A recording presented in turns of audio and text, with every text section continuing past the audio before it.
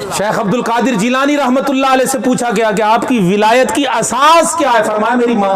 ولایت کی اساس اور تربیت کا بنیادی نقطہ جہاں سے آپ کی تربیت کا آغاز ہوا وہ کیا ہے؟ فرمایا میری والدہ، کہ میں بھی ان کے پیٹ میں تھا، اتنا قرآن پڑھتی تھی کہ میں سن سن کے وہیں حافظ ہو گیا، قرآن مجید یاد کر کے دنیا میں آیا، اگرچہ نومولود ہے، دنیا میں آیا تو پاس شریعت یوں رکھتا ہے اور یوں نورانیت رکھتا ہے کہ اس کی نورانیت جانتی ہے اس بات کو کہ بچہ ہے تو کیا ہوا، وہ تو اعلیٰ حضرت نے ہمیں بتا دیا کہ آقا تیری نسل پاک میں بچہ نور کا، اور جو ہو نور کا وہ رکھتا ہے شعور۔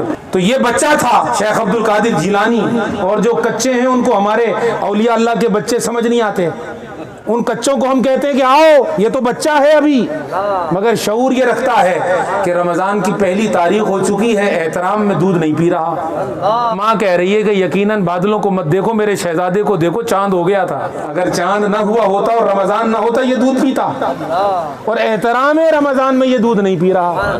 یہ بات ایسی مشہور ہوئی پورے گاؤں کے اندر کہ بھئی سیدوں کے ہاں ایک شہزادہ ہوا ہے، احترام رمضان میں دودھ نہیں پیتا، لہذا رویت ہلال کا مسئلہ تو حل ہو گیا۔